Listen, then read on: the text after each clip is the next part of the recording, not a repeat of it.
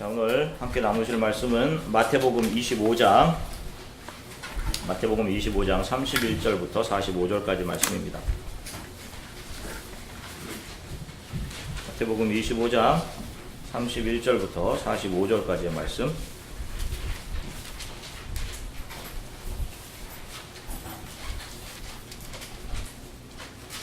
자, 우리 한 목소리로 함께 하나님의 말씀을 읽으시겠습니다.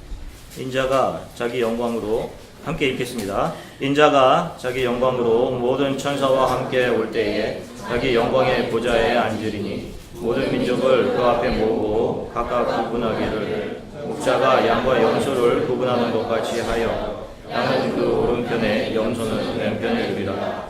그때 임금이 그 오른편에 있는 자들에게 이르되 내 아버지께 복을 받을 자들이여 나와 창세로부터 너희를 위하여 예비된 나라를 상속받아라. 내가 죽을 때에 너희가 먹을 것을 주었고 목마를 때에 마시게 하였고 나그네 되었을 때에 영접하였고 벗었을 때에 옷을 입혔고 병들었을 때에 돌아보았고 옥에 갇혔을 때에 와서 보았느니라.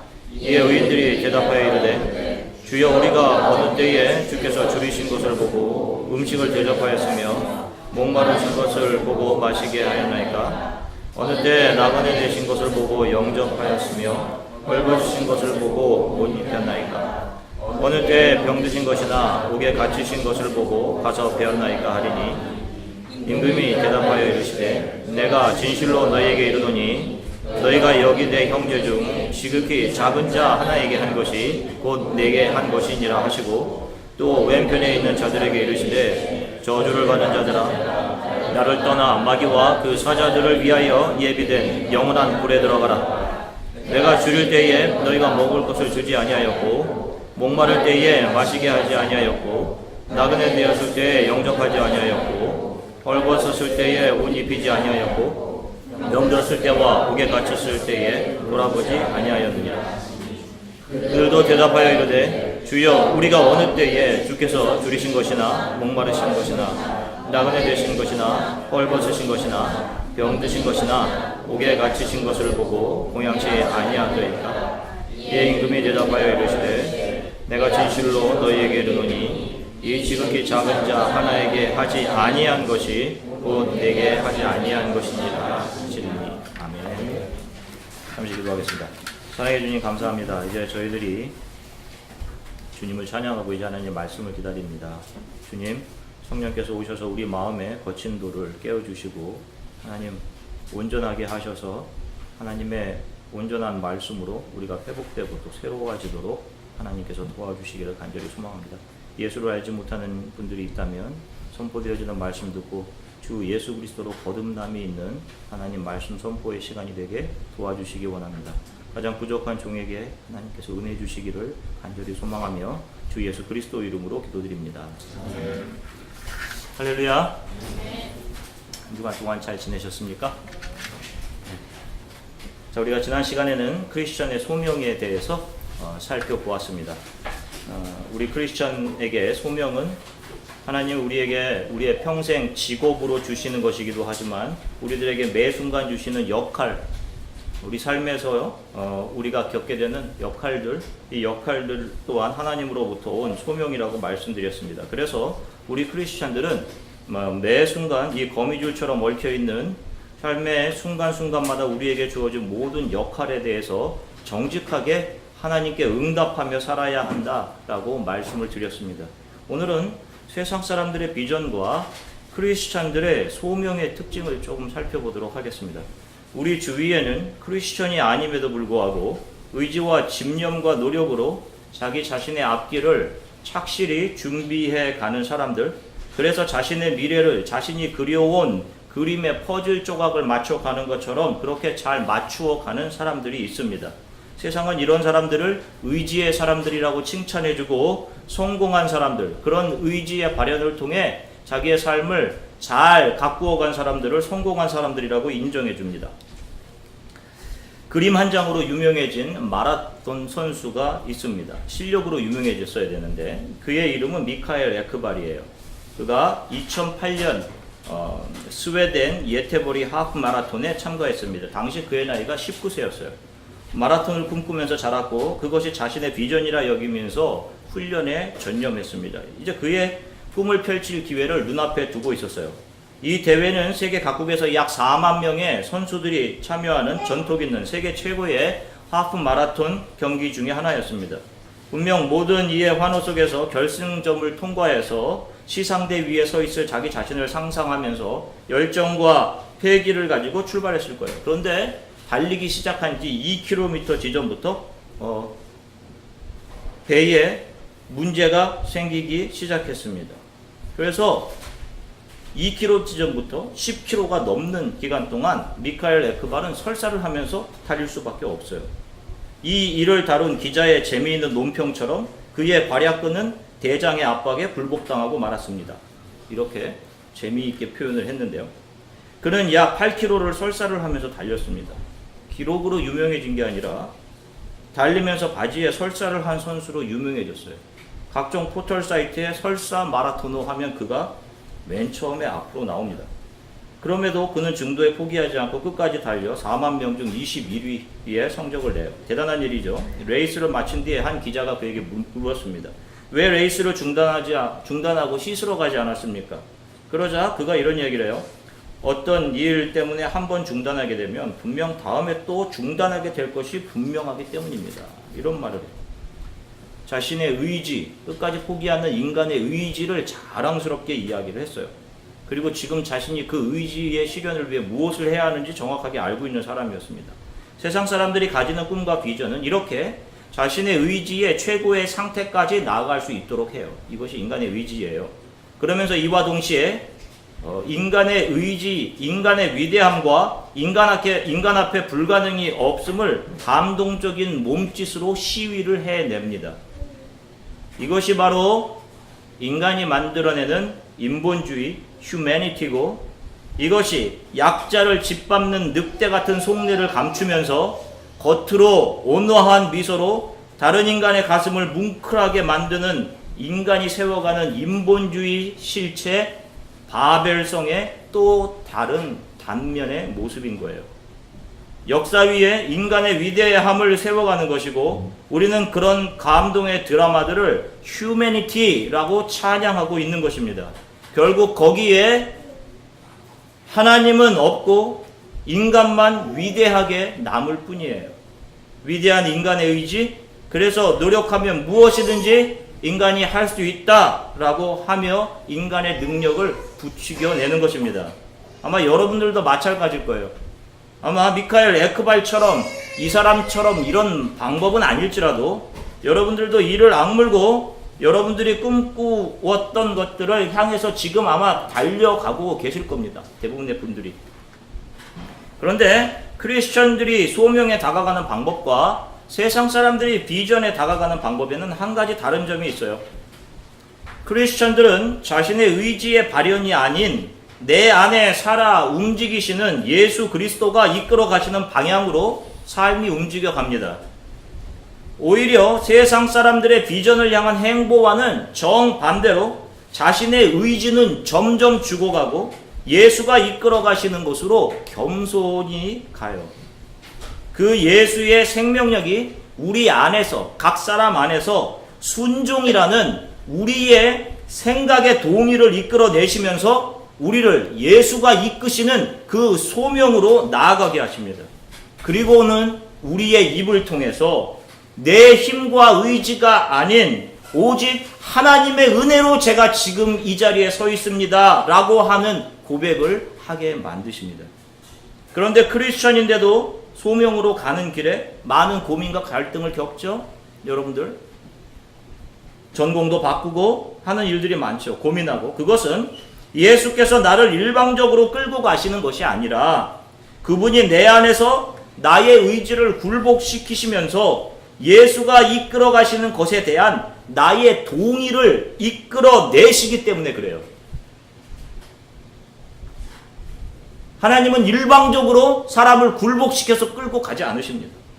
그래서 이들은 자신의 유익이나 자신의 명성, 자신의 삶의 편리 중심이 아닌 그런 것들이 점차로 무너져가고 철저하게 내가 누군가를 섬겨내어서 하나님의 나라가 바르게 세워지는 방향으로 자신의 삶이 움직여감을 보게 돼요. 그래서 내가 섬길 대상에 자신의 삶의 방향에 초점이 맞춰지게 됩니다. 세상 사람들의 사고 한켠에는 특정 직업에 대한 우월과 열등감에 대한 그런 등급들을 가지고 있어요. 물론 이 사회가 구조적으로 만들어 놓은 틀들입니다. 그 틀들에 사람들은 자기 자신을, 자기의 꿈을, 자기의 비전들을 맞추어 가려고 해요. 그러다 보니 직업으로 사람을 평가하기도 하고, 그래서 자신은 좀 더 고귀한 직업 자리에 올라가기를, 어떻게 해서든지 그 자리에 올라가기를 열망하죠. 사람들이 자신의 미래를 준비하면서 특정 학교에 가야 하고, 특정 직업을 가져야 되고, 또 특정한 위치까지 올라가야 성공하는 삶을 사는 것처럼 생각하는 이유가 바로 여기에 있어요. 이미 이 세상의 이 구조가, 틀이, 가치관이 그렇게 고정되어 있기 때문이에요. 하나님을 떠난 자들이 만들어 놓은 이 세상의 구조가 그런 것입니다. 하나님 앞에서 자신의 삶의 가치와 의미에 의해서가 아니라 이 세상의 힘의 논리와 경제의 논리가 자기 자신의 비전에 적용되고, 어느 정도 위치에서 자신의 삶을 보장받고 그 안에서 안정과 즐거움을 누리는 삶을 사는 것이 비전과 행복의 중요한 요소로 작용을 해요. 여러분들 한번 생각해 보세요. 스스로 돈과 자신의 가치, 명예, 그래서 사람들은 그 좁은 특정 군의 사람이 되기 위해서 피나는 의지와의 싸움을 계속해 갑니다. 그러나 크리스찬들에게는 높낮이가 있는 직업이라는 것은 없어요. 어떤 것이 더 가치 있고 다른 것은 덜 가치 있고 한 것이 없습니다. 왜냐하면 크리스찬들에게 주어지는 모든 직업은 하나님으로부터 왔으며, 이 직업을 다른 이들을 섬기는 기회, 다시 말해서 크리스찬은 이것을 소명으로 보기 때문이에요. 단지 어떤 이들은 더 많이 다른 사람들을 섬길 수 있는 자리에 있는 것이고, 어떤 사람은 소수의 특정한 사람들을 섬길 수 있게 되는 것입니다. 어떤 것이 더 위대하고 더 가치 있고 한 것이 아니에요. 모든 소명과 직업, 또 얽혀있는 관계로부터 오는 역할들은 다 하나같이 우리가 소홀히 알 수 없는 귀하고 가치 있는 것들입니다. 어떤 이들은 병원, 학교에서 또는 법원에서, 행정의 영역에서 수천 명 혹은 수만 명의 사람들을 만나 그들을 섬기며 살아갈 수 있고, 어떤 이들은 몇 명 안 되는 사람들을 섬기는 소명의 자리에서 자신의 평생을 보낼 수도 있습니다. 한 명이라도, 한 사람이라도 내가 섬길 수 있는 곳에 있다면 그것 자체로 하나님의 나라를 세우는 위대한 일인 것이고, 그 가치를 붙들고 하나님으로부터 받은 소명의 수행자로 살아가면 바로 그 삶이 하나님 앞에서 가장 아름다운, 하나님이 이끌어 가시는 삶이 되는 거예요. 소명의 자리에는 특별한 권세가 없습니다. 그래서 어떤 소명의 자리로 가든 거기서 자신의 특권을 주장해낼 수가 없다는 거예요. 왜? 그 소명의 주인은 내가 아니라, 내 의지가 아니라, 내 노력이 아니라 예수 그리스도이시기 때문입니다. 주가 잠시 이 땅을 살아가는 동안 다른 이들을 섬기라고 나에게 맡겨주신 것인데, 여러분, 그것을 가지고 자신의 의지를 자랑하고 자신의 영역을 채우는 것, 그것은 옳지 않은 것이에요. 이런 자들을 성경은 하나님 나라에서 장차 쫓겨나게 될 불의한 종들이다 라고 이야기를 하는 것입니다. 오늘 우리가 읽은 본문은 소명에 대한 분명한 이유들을 우리들에게 보여줘요. 소명의 원리로 살아가는 동안 우리가 만나는 모든 사람들은 누구라고 이야기를 하고 있습니까? 바로 예수 그리스도. 지금 여러분들이 만나고 있는 이 옆에, 이 공간 안에 있는 사람들은 예수 그리스도로 우리가 만나게 되는 사람들이라는 거예요. 마태복음 25장 40절을 함께 읽겠습니다. 마태복음 25장 40절입니다. 한 목소리를 읽으시겠습니다. 임금이 대답하여 이르시되 내가 진실로 너희에게 이르노니 너희가 여기 내 형제 중에 지극히 작은 자 하나에게 한 것이 곧 내게 한 것이니라 하시고. 아멘. 지극히 작은 자에서 작은 리스트라고 된 헬라어는 엘락시스톤이라고 하는 단어예요. 이것은 superior의 반대말인 inferior라는 의미를 가지고 있습니다. 열등한 자예요. 나에게 도움이 안 되는 자, 엘락시스톤 이렇게 이야기해요. 그런데 그런 자들에게 대한 것이 누구에게 대한 것이라는 이야기를 합니까? 예수 그리스도라고 이야기를 해요. 자, 우리 크리스찬들이 바라는 게 뭐예요? 우리가 오늘도 찬양을 드렸는데 우리 크리스찬들이 바라는 바가 있다면 주 예수 그리스도를 보게 되는 것일 겁니다. 우리의 믿음이 지향하는 것도 지금은 희미하게 보지만 언젠가 우리가 하나님 앞에 서게 되어서 주 예수 그리스도를 얼굴과 얼굴을 맞대고 보는 것으로 분명하게 보게 되는 것을 우리가 기대해요. 그렇죠? 그 예수가 만일 우리들의 삶 속에서 다른 이의 모습으로 우리를 스쳐 지나가고 있다면 여러분 어떻게 하시겠어요? 예수께서 여리고성을 지나가실 때 앞을 보지 못하던 맹인이 예수가 지나가신다는 소리를 듣고 그가 한 일을 아실 것입니다. 주 예수여, 내가 여기 있습니다. 나를 불쌍히 여겨주십시오 라고 외쳤던 것처럼 주 예수가 우리 삶의 근처에서 어딘가 지나가고 있다면 여러분들이 만약 주 예수 그리스도를 사랑하는 사람들이라면 그 예수 그리스도를 간절히 부르지 않겠어요?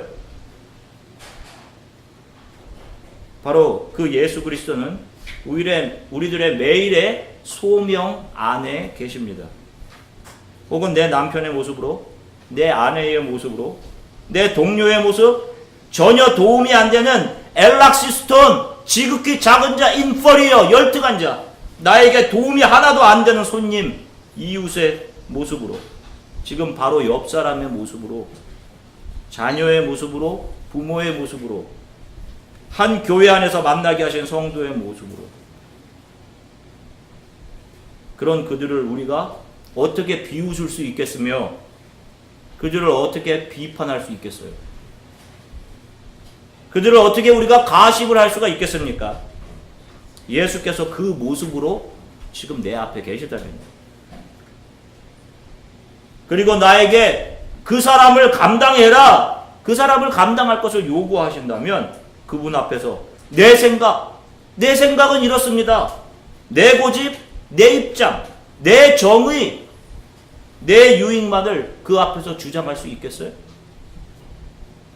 주 예수를 만난 적이 없이 종교생활 하는 사람들은 그렇게 할 수 있을 것입니다. 예수 그리스도는 나를 위해 하늘의 영광을 버리시고 이 땅에서 모진 질고와 산고의 시간을 겪으시고 나를 하나님의 사람으로 잉태해 내셨습니다. 저와 여러분들은 주 예수 그리스도가 그분의 산고로 이 땅에 잉태한 사람들이에요. 이 땅에 그 분 안에서 다시 태어난 작은 예수들인 것입니다. 저와 여러분들이 그 사랑을 받아서 그 사랑의 깊이가 얼마인지를 다는 모르지만 감히 그 사랑의 깊이를 짐작해 알 수 있는 사람들이에요. 어찌 내 앞에 예수의 형상으로 서 있는 자를, 내 소명 앞에 서 있는 자를, 비록 그에게 사랑할 만한 것이 안 보인다 할지라도 어찌 그를 사랑하지 않을 수 있겠습니까? 우리가 캄보디아 단기 선교 갔을 때 선교사님은 한 노인을 정성스럽게 돌보고 계셨습니다. 그 노인의 이름은 수엇이셨어요. 수엇 할아버지. 다리가 퉁퉁 부어 있고 당뇨가 당이 아주 높아서 아주 위험한 상태였는데 한 번에 100불에 가까이 하는 주사를 선교사님이 꼬박 이분을 데리고 시내까지 병원을 데리고 나가서 매주 맞게 해주셨어요. 100불이면 공무원이 받는 봉급입니다. 한 달치 캄보디아에서. 그걸 매주 돌봐줄 사람이 없으니까 우리가 산의 종족마을에 올라가서 거기서 봉사할 때, 사역할 때 이분을 늘 항상 차에다 뒤에다 눕히고 데려가서 거기에 눕혀놓고 사역을 했어요. 둘째 날 간식이 빵과 아주 단 연유였습니다. 그 사람들은 빵을 연유에다 찍어 먹어요. 아주 단 연유. 그런데 바빠서 이분에게 신경 쓸 틈이 없었던 차에 돌아보니 이분이 연유를 한가득 빵에다 찍어서 계속 드시는 거예요. 누구한테 들킬까봐. 그걸 먹으면 안 되는데도 정말인지 몇 끼 굶으신 분처럼 연유를 잔뜩 발라서 드시고 계셨어요. 속상하죠, 선교사님. 당뇨가 무섭습니다. 저도 제가 안병동에 있을 때 다니면서 저녁에는 가장 높은 기수의 암 환자가 그 반병동의 왕처럼 행동을 합니다. 그러거든요, 병원에서. 근데 당뇨로 손이나 발을 자른 사람들 앞에서는 엄숙해질 수밖에 없어요. 너무 흉측해요. 당뇨가 무섭습니다. 잘못하면 이 다리를 잘라야 될 상황인 사람이에요. 그런데 그 눈앞에 단 것의 욕망을 이기지 못하는 겁니다. 지금 이 모든 사람이 다 그렇겠죠. 우리 모두가, 우리 인간이. 그리고는 발이 잘 안 낫는다고 선교사님한테 투정을 해요. 그리고 무당을 불러서 구슬하는 게 더 어떻겠냐고 선교사님한테. 선교사님 속이 많이 상하셨어요, 그날. 그런데 새롭게 또 알게 된 사실은 그분에게 자녀가 있다는 사실이었습니다. 모르고 있었는데 그걸 숨기고 있던 거예요. 자녀들도 숨기고 있던 겁니다. 왜냐하면 선교사님이 알아서 잘 해주시니까. 매주 100불씩 내면서 주사 맞춰주고 하니까 숨기고 있던 거예요. 그들이 선교사를 그렇게 생각합니다. 자신의 필요를 채워주는 돈 많은 사람. 거기서 어떻게 견뎌내겠어요, 여러분? 이기적으로. 그래서 저도 또 같이 간 의사 선생님과 함께 그분의 자녀에게 연락해서 선교사님이 하실 도리를 다 했으니까 이제는 자녀들이 돌보라고 하는 게 맞는 것 같습니다. 이렇게 말씀드렸어요. 그래서 아들을 불렀습니다. 그래서 지금껏 이렇게 주사 맞추고 이렇게 했습니다. 이제 좀 아드님이 좀 데려가서 이런 걸 잘 보셔. 그리고 떠나보냈어요, 그분을. 그런데 그분이 교회까지 떠났어요. 사실 이 수호 성도님이 그 풍코한 그 종족교회 개척할 때부터 교회에 나왔던 분이에요. 근데 이제 무당의 힘이 더 강하다고 그 힘을 빌어서 병을 고쳐보겠다라고 했답니다. 그 뒤로 선교사님이 보내신 편지를 보면 글을 보낼 때 그래도 내게는 정당함이 있었습니다. 나는 할 도리 다 했다는 생각에 짐을 떼어놓은 것 같았는데 시간이 지날수록 제 마음의 짐은 더 무거워졌습니다. 그리고 편지에 계속해서 이렇게 적으셨어요. 글을 보내지 말았어야 했는데 돈이 얼마가 들든 우리가 밥을 못 먹어도 제게 맡겨주신 양을 위해 제 모든 것을 다 했어야 하는데 그는 예수님이 제게 맡겨주신 양이었는데 그 양을 다른 신에게 빼앗기고 말았습니다. 이 게으르고 불충한 종을 용서해 주세요. 이렇게 자책하며 회개하는 눈물로 써가신 편지를 읽고 제가 얼마나 부끄러웠는지 몰라요. 그 후로 선교사님은 다른 일을 다 내려놓으시고 수호 성도님을 찾아 사방팔방으로 다녔고 결국 산속 외딴 곳에서 방치된 채 조그만 움막에서 살고 있는 수호 성도님을 발견하고 그분을 부둥켜 안고 집으로 돌아오셨답니다. 그리고 편지로 얼마나 기뻐하던지요. 여러분, 다른 사람들의 눈에는 그분이 선교사님의 혈육도 아니고 뭐 어떤 도움을 주는 자도 아니에요. 속 썩이는 자, 은혜를 모르는 자, 엘락시스톤, 인퍼리어, 아무런 이득도 주지 않는 사람, 민폐요? 아니 오히려 선교사님의 살까지 깎아내어 주기를 요구하는 은혜 모르는 무례한 불안당처럼 보일 수 있어요.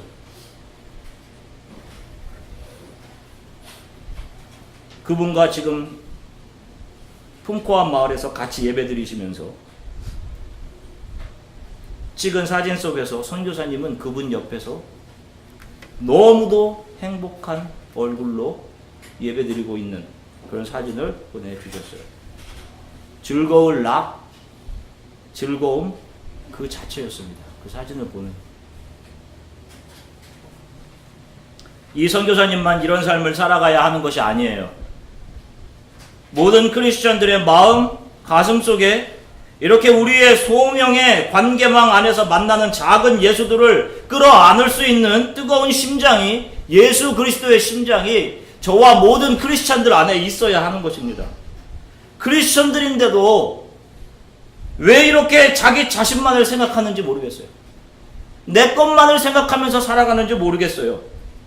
자기 교회, 자기 생활, 내 삶, 왜 이렇게 이기적인 삶을 살아가는지 몰라요. 그게 부서져야 되는 거 아닙니까? 왜 저 사람은 내가 사랑할 수 없고, 왜 저 사람은 내가 용서할 수 없는 사람이라고 생각하고, 왜 지금도 우리 주위에 주 예수 그리스도 없이 살아가고 있는 사람들이 그렇게도 많이 있는데 우리는 가만히 있는 거예요. 왜? 내 문제만 너무 크게 보여서 작은 예수들을 보이지 않습니까? 우리가 예수를 믿는 사람들, 주 예수 그리스도를 따르는 사람들이라면 그런 사람들을 향한 터질 듯한 마음이 우리 안에 있어야 돼. 그게 정상입니다. 우리가 예수를 사랑하는 사람 맞지 않아요? 그 사랑을 받은 분들 아니십니까? 우리가 받은 사랑이 어떤 것인지 알면 그 사랑이 누구에게로 가야 하는지, 그 사랑 없이 살아가고 있는 상태가 어떤 상태인 것인지를 누구보다 잘 아시잖아요. 바로 그곳에 우리의 소명이 가야 하는 것입니다. 사랑하는 성도 여러분, 여러분들은 하루를, 일주일을 무슨 즐거운 무슨 낙으로 살아가십니까? 일주일에 한 번 모여 즐거운 일 하는 것으로 낙을 삼고 살아가세요?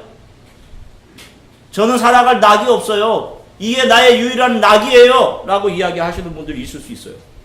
우리 크리스천들에게 낙은 무엇일까요? 우리 크리스천들은 즐거움이 없나요?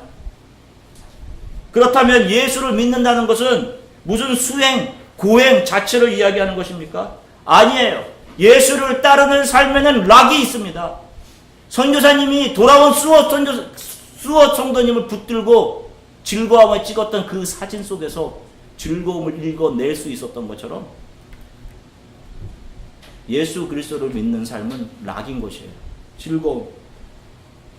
하나님을 예배하며 매 순간 내가 있는 곳에서 다른 사람들을 섬겨내며 이것이 하나님이 나에게 주신 사명임을 믿고 행할 때 크리스찬들은 바로 거기에서 삶의 희열을 느끼는 것이고, 이것이 진정 크리스찬들에게 주시는, 세상은 줄 수 없는 락인 것입니다. 나를 통해 누군가 예수를 알게 되는 것, 바로 거기서 우리 크리스찬은 세상은 알지 못하는 낙을 느끼는 것입니다. 캄보디아 이번에 단기 선교회 같이 다녀오신 분들, 다시는 가고 싶지 않은 죽을 고생만 하고 오셨습니까? 그런 분들이 한 분도 없으셔서 다행이신데 분명히 즐거우셨을 겁니다. 그렇게 가서 고생하고 아파서 들어오는 저희 유나도 다시 가고 싶다라고 이야기하니까요. 지금 그 장대비를 맞으면서 무거운 짐들을 지고 끌고 걸었던 산길, 열악한 음식과 물로 인했던 설사와 복통, 차 멈춰달라고 자매건 형제건 상관없이 차 세워주면 부끄러움 없이 아무데나 가서 급한 설사를 해결했던 일들, 찜통 같은 더위 속에서 이가 득실득실한 그곳 아이들과 부둥켜 안고 함께했던 시간들, 아마 모르긴 몰라도 아마 올 한 해 여러분들이 했던 일 중 가장 즐거운 추억, 락으로 아마 여러분들에게 남아있을 거라고 생각을 해요. 왜일까요? 여러분들이 소명에 순종했기 때문에 그래요. 반 이상이, 특별한 이상이 없는 한, 특별한 스케줄 때문에 반이 빠지지, 반 이상이 다음 단기 선교에 또 참여합니다. 그리고 계속해서 선교사님과 교육받지 못하고 있는 방치되어 있는 선교사님 자녀들 안부를 묻고 연락해요. 소명이 이끄시는 대로 살아가는 삶에는 최고의 락이 있음을 잊지 마십시오. 크리스찬은 예수께서 부르신 소명 붙잡고 살아가는 자들이 맞는 거예요. 예수를 모르는 사람이 나를 통해 예수를 알게 되면 거기에 낙이 있는 것입니다. 세상은 우리에게 낙을 주지 못해요. 세상에서 즐거움을 찾지 마십시오. 그건 목마른 자가 일시적으로 바닷물을 들이켜는 것과 같은 거예요. 예수만이 우리 삶에 즐거움을 주십니다. 이것을 몰라서 자꾸만 다른 것으로 즐거움을 찾으려고 하는 것입니다. 내가 만나는 모든 이들에게 예수께 대하듯 하십시오. 지극히 작은 자라도 여러분 주께 대하듯 하십시오. 직장뿐만 아니라 내가 맡고 있는 역할, 남편으로서, 아내로서, 자녀로서, 부모로서, 친구로서, 동료로서 모든 역할에서 죽게 하듯 하십시오. 하나님이 내게 무엇인가를 주셨다면 그 주신 것은 내가 가지고 누리라고 주신 것이 아니라 그것으로 하나님을 예배하고 다른 사람들을 섬겨내라고 소명으로 내게 주신 것임을 잊지 마십시오. 이 소명의 원리로 저와 여러분들이 또 믿음 붙잡고 우리 앞에 펼쳐진 한 주간을 살아갈 수 있게 되기를 주 예수 그리스도의 이름으로 간절히 축원합니다. 잠시 기도하겠습니다. 하나님이 내게 주신 것, 심지어는 이곳에 있는 모든 것까지, 모든 기회, 모든 것이